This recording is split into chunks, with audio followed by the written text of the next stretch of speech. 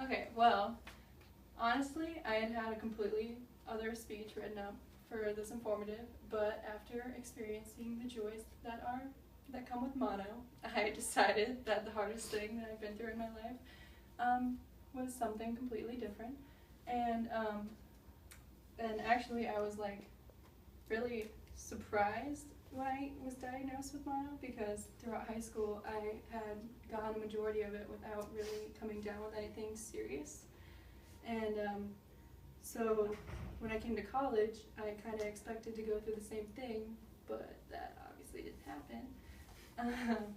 So when I first experienced, when I came down with everything, I had 3 swollen lymph nodes, and they were all lined up along the right side of my neck.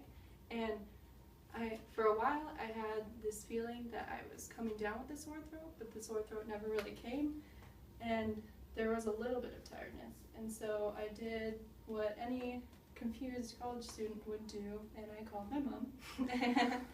And while she really wanted me to try and get into the student health services, this was like a Thursday, and when I tried to schedule an appointment, I wasn't going to be able to get in until Monday, and I really just wanted to get checked out as soon as possible. So that Friday, I actually ended up going home, and that Friday night, me and my parents visited a ReadyMed, and they gave me a strep test, which actually came back negative, but despite that, they put me on amoxicillin still, since I still had the symptoms for strep throat, and then I went back to school. But as the week went on, my symptoms actually worsened, and my sore throat was awful, and my tonsils became so enlarged that they were actually like pushing on my uvula. It was a fun time. It was really fun. So I called my mom again, and that Wednesday I actually managed to get into the student health services, and they tested me for strep again, which came back negative, and then the doctor also had me tested for mono, which was a blood test. So they'd take my blood, and that came back positive, so that was fun to discover.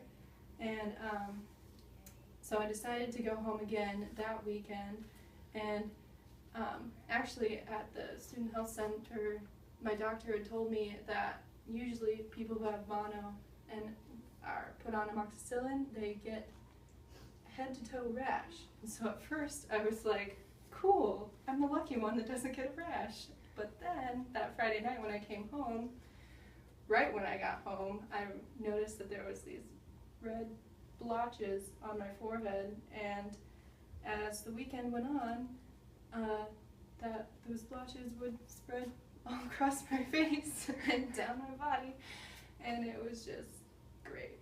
I looked beautiful. But so that led to me staying home for the rest of that week, and the rash would spread down my body, and actually I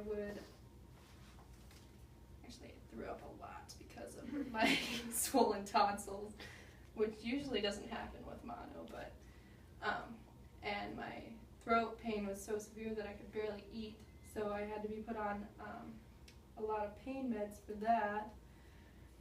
And then by the end of the week, everything was mostly normal, so I was able to come back to school.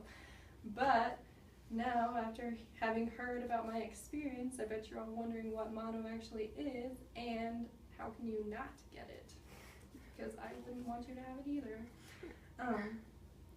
Infectious mononucleosis, or simply mono, is a viral infection whose normal symptoms may include fevers, sore throat, and enlarged lymph nodes. It is most commonly caused by the Epstein-Barr virus and is most usually seen in teens and young adults. Mono is actually known for another name called the kissing disease, due to the fact that it can be spread through saliva, due to the fact that it is spreadable, those who have it must be careful not to share any kinds of foods or drinks, and stay away from any other kinds of situations where the contact of saliva could be involved. But when it comes to treatment, mono actually isn't treatable by any kind of specific medicine. So the best you can do really is to get a lot of sleep and to nurture your body as much as possible. The University of Michigan's Health Services suggests to rest at least 8 hours per night and plan to rest often even when attending classes. They also suggest a few self-care treatments that you can use for any kinds of symptoms you may feel on the side, such as gargling salt water and taking medications for sore throats, eating small amounts of food frequently, and to drink plenty of non-caffeinated drinks to remain hydrated. And again, what really sucks about mono is the fact that it's not treatable by any medication, so you have to pretty much have to treat it on your own. And so according to emedicinehealth.com, the treatment for mononeucleosis can generally be accomplished at home with plenty of rest fluids and over-the-counter medications, which basically became my life for that week that I spent at home. And I had to visit the doctor frequently during that week just to do some tests to see how everything was going. And for other symptoms, such as the rash, there wasn't anything that we could find online on how to treat it, but according to DermNet, the rash actually indicates a hypersensitivity reaction to the antibiotic, which was amoxicillin. But unfortunately, even now, I am still dealing with the rash a little bit. It does still itch in some places, but I'm able to kind of subdue it with Aquaphor that I can apply to my skin. Another thing that comes with having mono is